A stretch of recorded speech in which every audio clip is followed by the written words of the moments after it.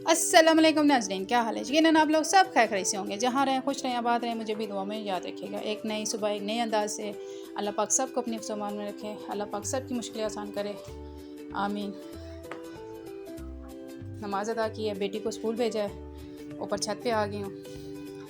छत पे आई हूँ तो परिंदों को खाना डालने के लिए पास मुर्गियाँ आ गई हैं। ये मेरा छोटा देवर है, उसका बेटा आतिफ अली ख़ान, उसने ये शौक़ से पाली हैं। छोटे छोटे बच्चे थे, आज माशाल्लाह ये बड़े हो गए हैं और परिंदों को खाना डालने लगी हूँ। पानी डालूँगी उनको। आप लोग कोशिश लाजमी किया करें, परिंदों को इन दिनों में पानी लाजमी डाला करें। और सामने देखें तो स्कूल की भी रौनकें बहाल हो गई हैं। क्या पुरसुकून हमारी वाह कैंट की फ़ज़ा है। अल्लाह पाक इस फ़ज़ा को ऐसी बरकरार रखे, आमीन। नीचे आई हूँ तो नाश्ते की तैयारी करना शुरू हो गई हूँ। एक कटोरी में अंडा डाला है, एक चुटकी नमक, थोड़ी सी सूरख मिर्च डाली है, अच्छी तरह बीट की है। खूब बीट कीजिएगा, जितना दिल चाहे बीट करें। साथ ही पराठा डाला मैंने तवे पे, साथ ही अपनी माँ को याद किया। क्या वो बचपन था,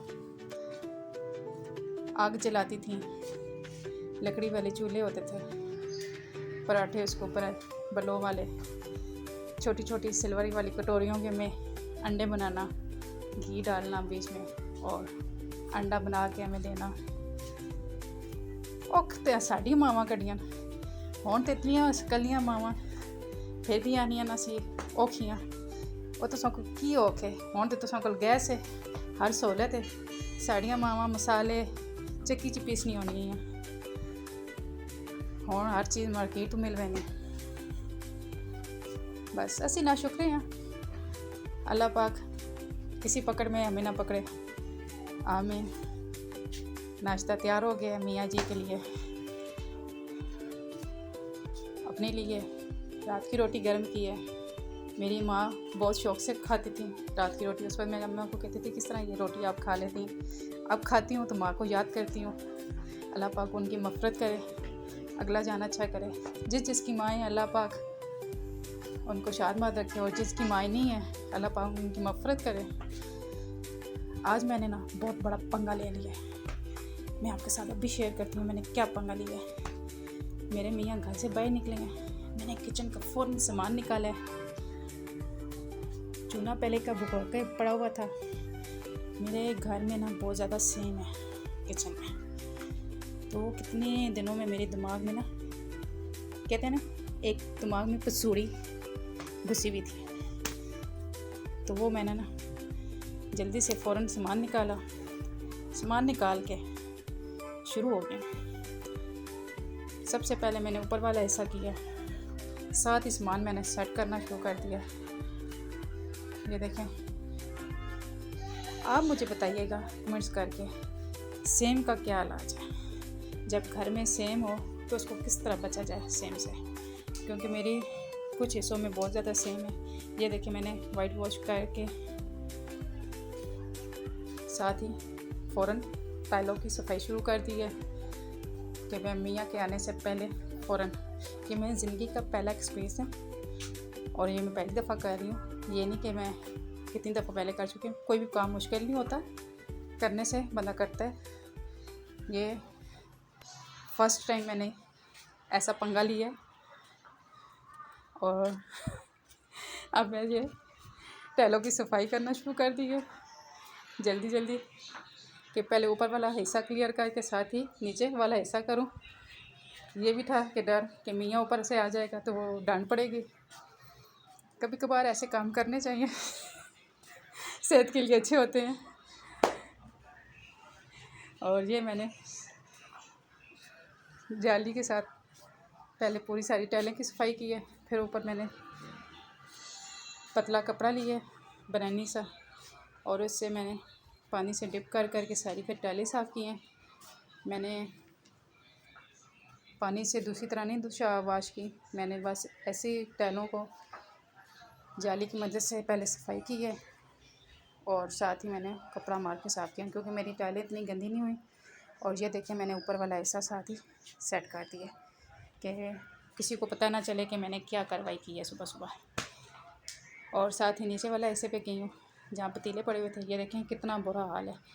यकीन जाने इसी तरह ये मेरा ऊपर वाला हिस्सा इसी तरह था। फिर मैंने नीचे बैठ गई हूँ जहाँ पतीले रखती हूँ। वो जगह बनी हुई थी, वहाँ इतनी ज़्यादा सेम थी। मैं फ़ौरन फिर उसको 2 कोट किए। पहला कोट किया, फिर दूसरा कोट किया, उसको नीट एंड क्लीन साफ़ किया। मुझे बचपन में वो बातें याद आ रही हैं कि गांव की औरतें ना खुद करती थी। उस वक्त मिट्टी लगाती थी सैन में और कमरों में खुद वो वाइट वॉश करती थी। और ये देखें नीचे वाला भी हिस्सा मैंने क्लियर कर दिया। और अब ये देखें पूरा किचन। आप यकीन करें ये तकरीबन मुझे 2.5 घंटे लगे होंगे, 2.5 या 3 घंटे।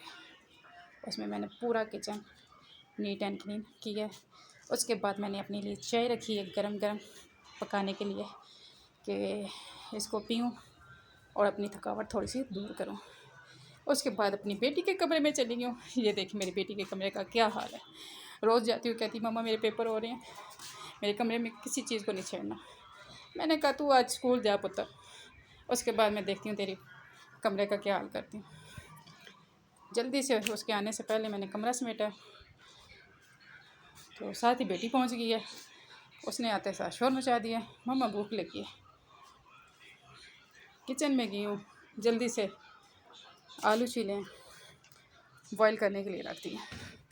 इधर साथ ही मसाला बनाने के लिए रख दिया। छोटा सा प्याज लिया, साथ लहसुन लिया, दोनों को इकट्ठा डाला है, उनको फ्राई करने के लिए रख दिया। साथ ही सारे मसाले मैंने लिए जो जो मुझे मिले मैंने सारे बीच में सुट दिए। सुट के अच्छी तरह फ्राई किया।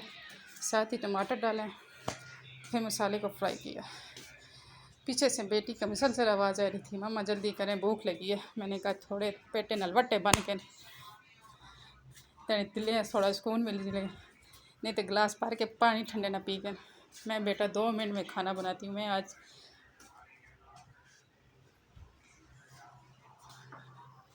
बड़ा पंगा ले लिया, मुझे देर हो गई आज हांडी बनाने में। जल्दी से मसाला फ्राई किया, बीच में आलू वो बॉईल किए हुए डाले, खूब उनको फ्राई किया। साथ ही तवा रखा, चपातियाँ डाली गरम गरम। आप लोग जल्दी से मेरे चैनल पे जाएं, लाइक करें, शेयर करें, सब्सक्राइब करना मत भूलिएगा। और कुछ गलत बोल गई हूँ, कोई ऐसा अल्फाज अदा कर गई हूँ, आपको बुरा लगे माजरत।